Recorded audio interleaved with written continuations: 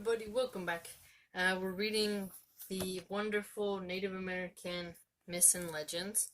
I have some chicken in the oven, so we'll read a little bit until it's time to eat. Okay, the scabby one lights the sky, and this is from the Toltec tribe. This thousand-year-old myth comes from Central rather than North America, but is included here as a touching counterpoint to tales of sun worship from north of the Rio Grande. Nanazutzen, a Toltec Prometheus, offers his own life to bring light into the world, underscoring a tradition of sacrifice, especially self-sacrifice, and self-torture, which figures in the worship of the sun in some Indian cultures, even in North America. 5 worlds and 5 suns were created one after the other. There were the sons of earth, fire, air, water, and rock. The first world was destroyed because its people acted wrongfully. They were devoured by ocelots, and their son also died. The second son, the pure orb, saw his human beings changed into monkeys for their lack of wisdom. Look at that.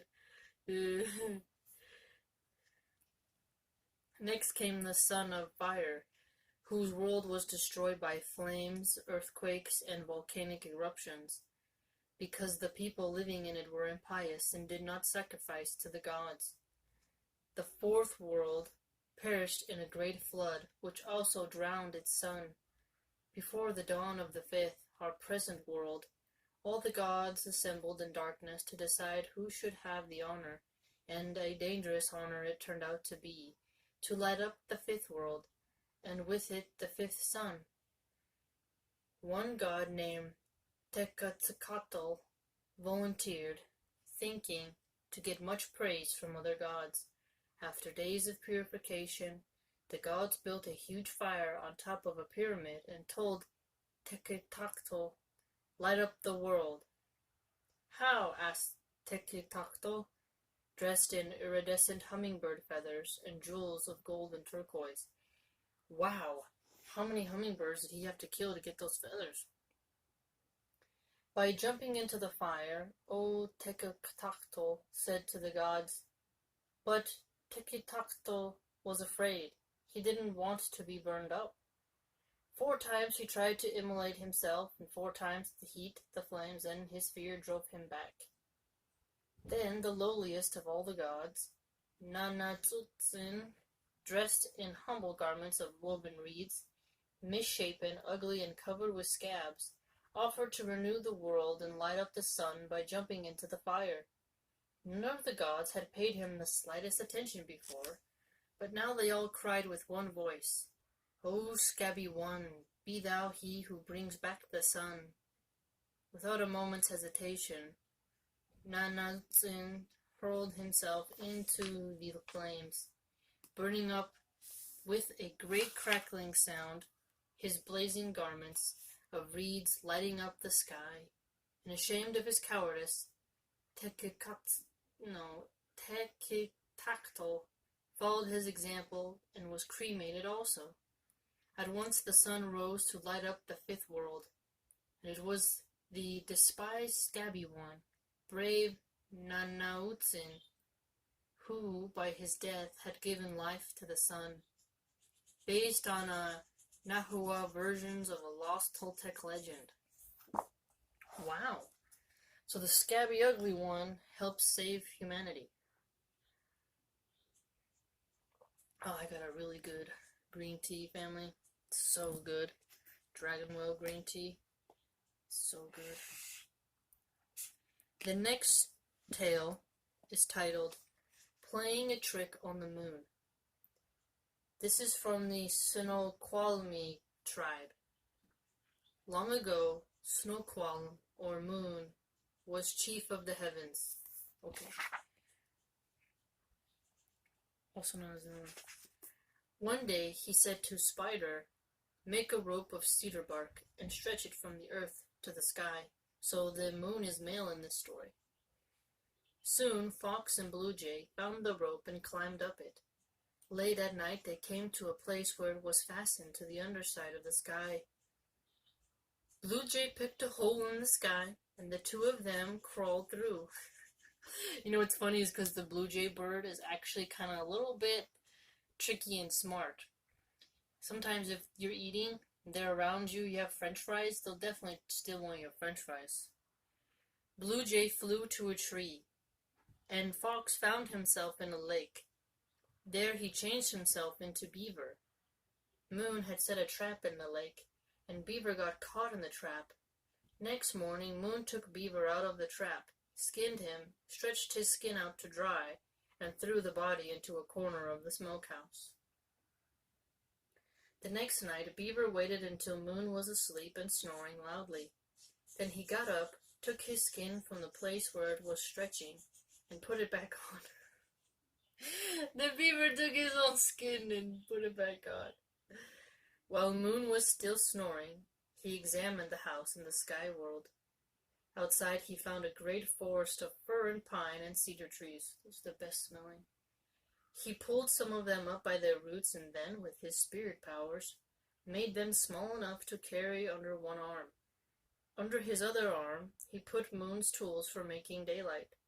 He took some fire from below the smoke hole, put ashes and leaves and bark around it, and carried it in one hand. He found the sun hidden in Moon's house, and carried it away in his other hand. Then Beaver found the hole Blue Jay had made, changed himself back to a fox again, and went down the rope to the earth. Well, so the beaver and the fox, well, the beaver can shapeshift into the fox and vice versa. That's weird. There he gave the fire to the people. He set out the trees. He made the daylight. He set the sun in its place so it would give light and heat to all. The people were happy because of the things Fox brought from the sky. By this time, Moon had awakened. When he found the beaver skin gone and the sun stolen, he was very angry. He knew that one of the earth people had tricked him. Noticing footprints around the house, he followed them to the top of the rope Spider had made. I'll follow him to the earth world, Moon thought. But as he started down, the rope broke. Both Moon and rope fell down in a heap and were transformed into a mountain. Today the peak is called Mount C, the face of Snoqualm. Moon can still be seen on one of its rocky walls. The trees which Fox brought down from the sky and planted have become the great forest of the Cascade Mountains. Recorded by Ella Clark in 1953. Mount C is a solitary, sharp peak in what is today the Snoqualmie National Forest, east of Seattle, Washington. Very cute. So the moon is male. The spider character, we got a beaver that can shapeshift into a fox. Very Promethean-like figure, no doubt. The next story is titled The Theft of Light. Seems like another Promethean theme. The sun-stealing legend features Raven the Giant, a favorite hero of many northwest coast tribes. At one time, there was always darkness, never daylight. Giant put on his raven skin and left the heavens, flying across the water for a long time. When he was very tired, he dropped a little round stone that his father, the chief, had given him. It fell into the sea and turned into a large rock, where he lighted to rest. Then he flew east again, until he reached the mainland at the mouth of the Skeena River, and there he scattered salmon roe and trout roe. Ooh, that's delicious. Let every river and creek have all kinds of fish. Open a dried sea lion bladder that he packed with fruits. He stretched them over the land and said, Let every mountain, hill and valley and plain be filled with these. When the sky in this world of darkness was clear, a little light came from the stars, but when it was cloudy there was only black night. The people were distressed by this. and Giant was too when he realized how hard it would be to get food in the dark. There was light where he had come from, and he made up his mind to bring it down. Putting on his raven skin, he flew upward until he found the hole in the sky and went through. He took off the raven skin and placed it near the hole, then traveled until he came to a spring near the house of the Chief of Heaven. There he sat down and waited. Soon the chief's daughter appeared with a small bucket to fetch water. When the giant saw her come into the spring, he transformed himself into a leaf of a cedar and floated on the water. What? So he was a giant, and look at him, he just transformed into a tiny little cedar leaf. I don't know if they mean the pointy needle, or they mean a leaf.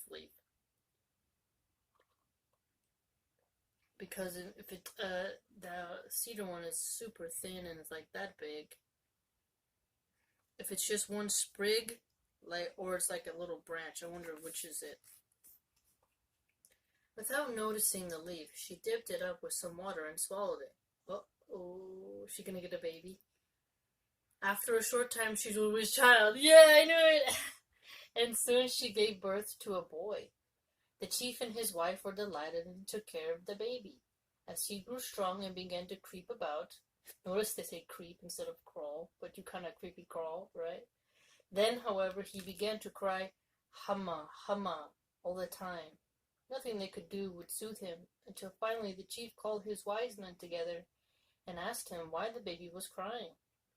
One of the men listened to the cries and understood them. He told the chief, "He's crying for the ma."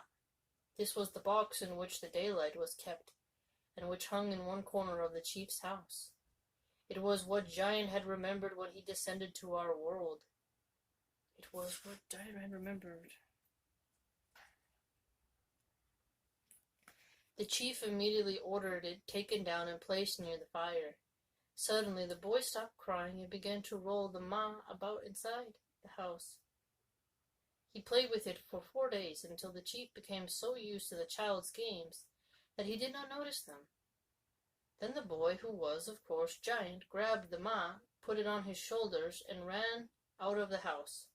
Seeing him, someone said, "Giant is running away with the ma," and all of the hosts of heaven pursued him.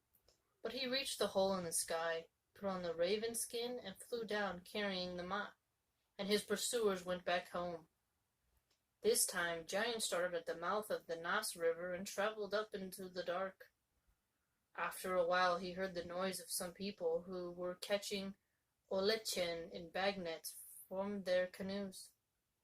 Olechen, huh? In bag nets from their canoes, holding the ma, Giant sat on the shore and asked them to throw him one of their fish. Kind of slippery to catch that fish. They refused, calling him a liar, for though he was wearing his raven skin, they knew it was a giant. "Throw me one, or I'll break the ma," Giant said. Still, they scolded and taunted him. Giant repeated his request 4 times, and they broke the ma. Suddenly there was daylight.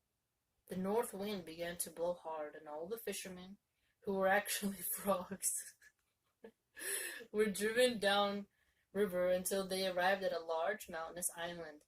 Here the frogs tried to climb up, but they were frozen by the icy wind and turned into stones that stuck to the rock. They are there to this day, and to this day all the world has daylight, based on a legend reported by Franz Boas in 1960. Well, frozen frogs.